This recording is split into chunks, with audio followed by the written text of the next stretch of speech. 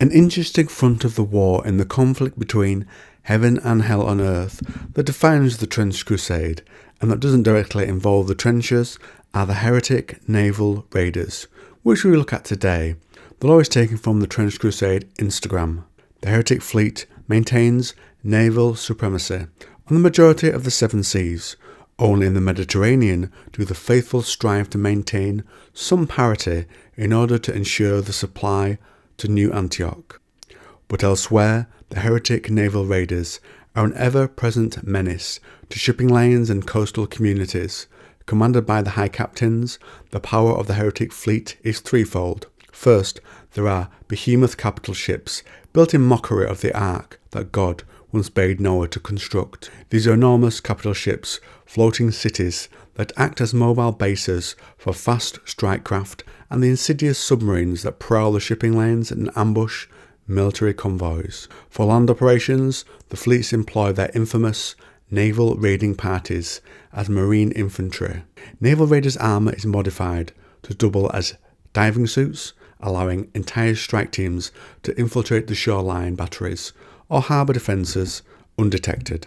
The divine cylinders of the naval anointed hold oxygen mixed with unnatural fumes from the lakes of fire, providing up to 66 hours of breathable gas and bestowing a high degree of resistance to decompression sickness. Thus they can stay submerged for extended periods of time, gathering large infantry strike forces undetected right at the enemy shores. The Heretic Naval Raiders rarely have problems in finding fresh recruits. Several mighty nobles of hell lay claim over the seven seas, attracting many of their worshippers to the fleets. And there is plenty of loot, as well as many chances for promotion and finding favour in the eyes of their infernal overlords through deeds of wanton murder, despoiling the places where saints once spread the faith of the tyrant god. The heretics hate with white-hot rage. A favourite tactic of the naval raiders is to sneak upon their target in the cover of night, striking at dawn in honour of the morning star. This serves the dual purpose of taking the enemies when they are at their most vulnerable, as well as a blasphemous ritual in honour of the throne that the infernal lords one day wish to erect on Mount Zaphon after toppling the seat of God. The raids typically start with a silent stealth assault. Any lookouts will have their throats ripped out by the Tartarus claws of the Death Commandos. Made from the severed hands of the Malabranche, Tartarus claws are granted by archdevils only to those whose hearts are blackened with the sin of wrath, while silent naval legionaries emerge from beneath the waves, unleashing sudden death with poison gas grenades, silenced pistols and boarding axes. Once the alarm is raised, a bombardment by specialised sea hags. Now these are artillery witches modified for naval warfare, whose bombs can be used as sea mines and torpedoes, as well as ordnance that can pound the target, throwing defenders into confusion and turmoil. On land, these witches stalk the battlefields, hurling ordnance assembled in the death factories of Hell's third circle. They are completely mute, and no one has ever seen their faces. Some question if they are even living, and there are tales that they, too, were manufactured in hell.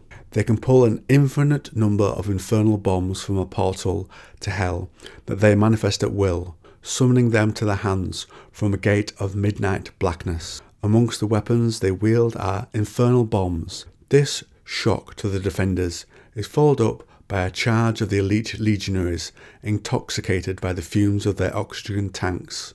Often the naval raiders have crept close enough to their enemies that when the time to strike comes, there is no time to organise defences. Lacking heavier troops or armoured support, the naval raiders' combat doctrine relies on speed, surprise and savagery. Fighting is to be undertaken at close quarters, favouring automatic weapons and penetrating any lines of defence and engaging their enemies in brutal melee with boarding axes and short stabbing blades before a proper defensive line can be organised. Competition for prestige and the honour of inflicting the greatest amount of pain and destruction on the faithful lands is fierce. To provide proof of the success of their attack and strike fear into the hearts of their enemies, each High Captain has their own unique way of declaring that they were behind the raid. Each more depraved than the next. For example, the 112th Sea Legion, dubbed the Virtue Breakers, dismembers its fallen enemies and uses goetic dark rituals to return a necromantic semblance of life to quivering flesh, leaving crawling and twitching arms, legs and screaming heads behind for the rescuers to discover. Meanwhile, the crew of the Serpent-class strike ship, dubbed Disciple of the Burning Water, prefers to drag their opponents overboard and then cut them with underwater welding torches. They take great pride by killing their prey in a manner where they die by drowning and burning simultaneously. Well, we all have ambitions, don't we? Objectives of the heretic raids vary. Slave raids, destruction of shore defences or communities, gathering information, looting coastal enclaves or escorting death commandos on missions to take out important church leaders or temporal rulers through assassination. What the faithful fear the most, however, are full-scale invasions within their heartlands, like the 1872 landing that conquered Rijeka and established a beachhead that is like a dagger pointed at the heart of the church. Thus the sea patrols from the Gulf of Finland to the coastal guard of the Demensa of France and the Kapudan Pasha's fleet sailing the Sea of Arabia nervously watch the waves, hoping that the waters of their home shores do not hide a heretic naval raiding party. But the age of the Great War is dark, and the sea belongs to the enemies of God. Now that's all the lore we are giving in this recent edition. Let's go back and look over a few interesting points. It mentions early on in the lore that in the Mediterranean, the faithful strive to maintain some parity in order to ensure the supply of Antioch. They can have all the faith in the world to fight the powers of the Morning Star, but most of the troops on the side of the church still need to eat, so I like this little point as it strikes with the real world. Around the same time, we also get the mention of submarines using the capital ships to be deployed. We get a mention of them attacking the kingdom of Albia.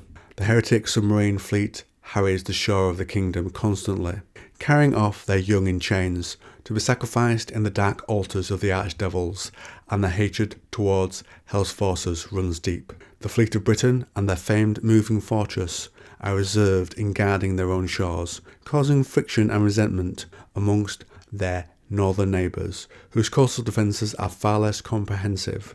As if the tradition in Alba, these warbands favour close quarters combat and fierce charges over defence and long-range attacks. We know the subs were first made in 1866 in the utmost secrecy. Heretic scientists, aided by the demon Marbas, construct the first modern subs, and in 1970 they make a difference by taking a heavy toll on merchant navies. Must say I'm loving the few times a week they drop the lore on their Instagram or Facebook, expands it, and damn that art. Anyway, let me know your thoughts on the lore, and if you like this video on the Trench Crusade, why not try another one?